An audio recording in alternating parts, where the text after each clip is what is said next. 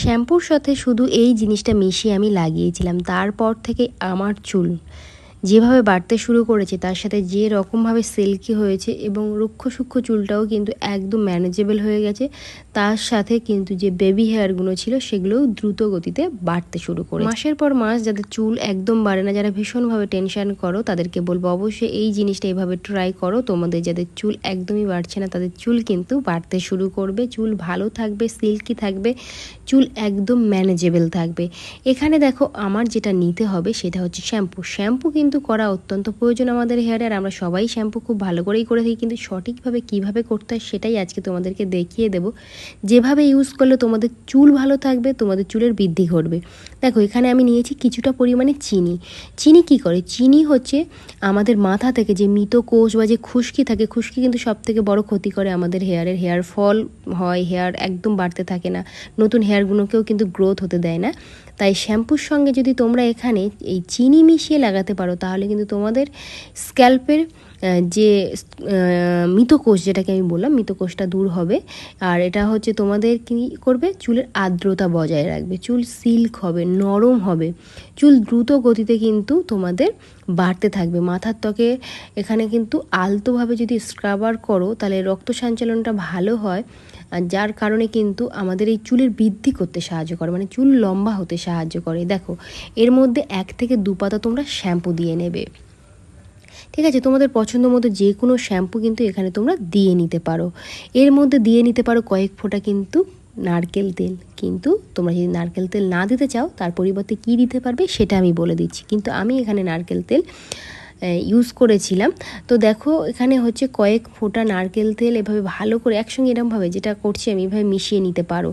এরপর হালকা হাতে স্ক্যাল্পে কিন্তু 5 মিনিট মাসাজ করবে জল দিয়ে ভালো করে চুলের গোড়াতে। এবার বলি এই চিনিটাকে একটু দানাদার রাখবে, মানে একদম মিহি করে নেবে না। দেখো আমি কিছুটা পরিমাণ এখানে কিন্তু এরভাবে মিহি করে নিচ্ছি, দেখো মানে মিক্সড করে নিচ্ছি, যেটাকে বলে মিক্সড করে নিচ্ছি। এভাবে যখন হালকা এভাবে মিক্সড করবে না, চিনিটা যেহেতু বড় দানা দানা, তখন স্ক্যাল্পে লাগলে কিন্তু আমাদের মাথা কেটে যেতে পারে।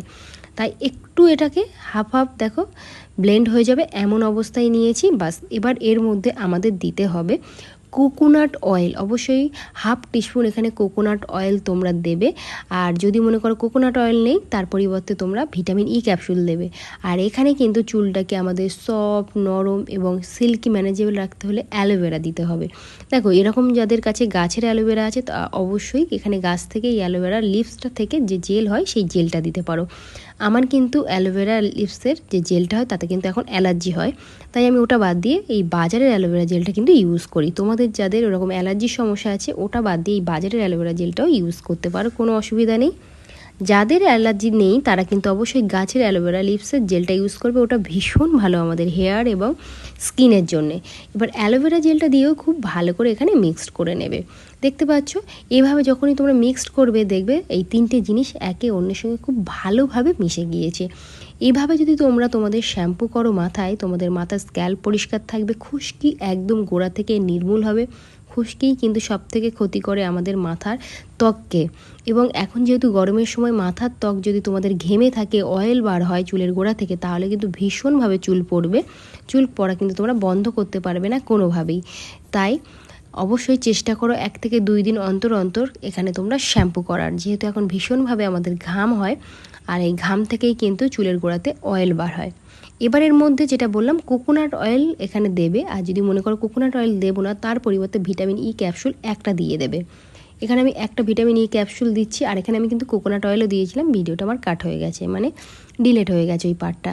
আমি সবসময় শ্যাম্পুর সঙ্গে কোকোনাট অয়েল দিই, তার কারণ আমার চুল নরম থাকে, চুলে রুক্ষ সূক্ষ্ম হয় না। শ্যাম্পু করার পরে দেখবো অনেকের চুল এরকম ফুলে দুটো মানে ফুলে মাথা ভোর হয়ে থাকে, বেবি হেয়ারগুলো এরকম ফুলে ফুলে উঁচু হয়ে থাকে, ওইগুলো হয় না, ম্যানেজ হয়ে যায়, কন্ডিশনারের কাজ করে। দেখো এবার খুব ভালো করে এরকম করে আমাদের মিক্সড করে নিতে হবে। এই মিশ্রণটা যখন তোমাদের মনে হচ্ছে একদম প্রত্যেকটা জিনিসের সঙ্গে মিশে গেছে, এই পর্যায়ে এসে এখানে কিন্তু তোমাদের কিছুটা পরিমাণ জল দিতে হবে। ডাইরেক্ট এভাবে শ্যাম্পু করবে না, বা হাতে নিয়েও অনেকে শ্যাম্পু হাতে ঢেলে নিয়ে মাথাতে দিয়ে নিল, এভাবেও শ্যাম্পু করবে না। শ্যাম্পু করার সঠিক নিয়ম, শ্যাম্পুটাকে একটা জলের মধ্যে এভাবে মিক্সড করবে।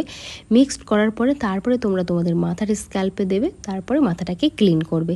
এটা হচ্ছে সঠিক ওয়ে যেভাবে তোমরা তোমাদের হেয়ারটাকে ক্লিন করতে পারো। এটা ছেলে মেয়ে বাচ্চা যাকেই তোমরা শ্যাম্পুটা করাও না কেন, এভাবে যদি শ্যাম্পু করাও, যেই শ্যাম্পু করো না কেন, একটু জলের সঙ্গে মিক্সড করে শ্যাম্পুটা করলে তাতে করে দেখবে তোমাদের চুলটা ভালো থাকবে, আর অল্প শ্যাম্পুতেই খুব সুন্দরভাবে মাথাতে ফেনা হয়ে যাবে।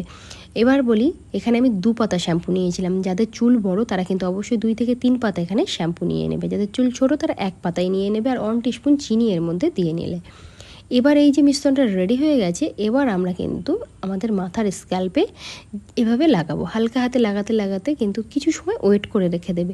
দেখো, তোমরা চাইলে কিন্তু যখন তোমরা বাথরুমে শাওয়ার নেবে, মাথাটা আগে ভিজিয়ে নিয়ে তারপরে শ্যাম্পু করবে, সেক্ষেত্রে কিন্তু সবথেকে ভালো রেজাল্ট হয়। যেহেতু আমি তোমাদের দেখাচ্ছি তাই শুকনো মাথায় এখানে আমি শ্যাম্পুটা করে দেখাচ্ছি। শ্যাম্পুটা এখানে অল্প করে তোমরা মাথার স্ক্যাল্পে প্রথমে দিয়ে নিলে, আগে চুলের গোড়ার দিকে দেবে, ডগাতে এক্ষুনি দেওয়ার প্রয়োজন নেই। খুব ভালো করে চুলের গোড়াটা আমাদের ক্লিন করতে হবে, কারণ চুলের গোড়াতেই ময়লা জমে থাকে। তেল মাখার পরেও দেখবে একটা ময়লা জমে থাকে। আর খুশকি তো আগেই বললাম, খুশকি হচ্ছে মেন সমস্যার কারণ। খুশকিটাকে গোড়া থেকে আমাদের অবশ্যই দূর করতে হবে। তাই এভাবে গোড়াতে যখন তোমরা এই শ্যাম্পুটা দেবে, হালকা আঙুলের মাথা দিয়ে কিন্তু মাসাজ করবে, নখ দিয়ে নয়। নখ দিয়ে হলে তোমাদের স্ক্যাল্প কেটে যাবে, বেবি হেয়ারগুলো কিন্তু নষ্ট হয়ে যাবে। তাই চেষ্টা করবে আঙুলের ডগা দিয়ে এভাবে হালকা হাতে রাব করার। এই রাব করার পরে পুরো চুলে যখন তোমরা শ্যাম্পু দিয়ে নিচ্ছ, অন্তত পক্ষে এখানে 2 থেকে 3 মিনিট বা 4 মিনিট একটু তোমরা মাথাটাকে এভাবে রেখে দিয়ে তারপরে এখানে কিন্তু শাওয়ার নেবে। মাথাটা ক্লিন করার পরে জল দিয়ে তারপরে তোমরা ওখানে কিন্তু কন্ডিশনার চাইলে অবশ্যই ইউজ করতে পারো। যদি মনে করো না কন্ডিশনার ইউজ করবো না, তাহলে কিন্তু করার কোনো প্রয়োজন পড়বে না, কারণ চুল তোমাদের কিন্তু অলরেডি কন্ডিশনারেরই মতো সফট হয়ে যাবে এবং ম্যানেজেবল থাকবে। দেখো, এভাবে রাব করার পরে আমি চুলের ডগাতে এখন দেব। অবশ্যই চুলের ডগাতে একটু পরেই দেবে, তার কারণ আগে গোড়াটা ক্লিন করে নিয়ে তারপরে চুলের ডগাটা দেবে। তো আমার প্রিয় দর্শক, আমি বলেই দিলাম, তোমরা কবার করে এটা ইউজ করতে পারো। সপ্তাহে একদিন ছাড়া একদিন এখন গরমের সময় শ্যাম্পু করো, মাথা ভালো থাকবে, স্ক্যাল্প ভালো থাকবে। আর এরকম হেল্পফুল ভিডিও দেখতে হলে পেজটিকে ফলো রেখো।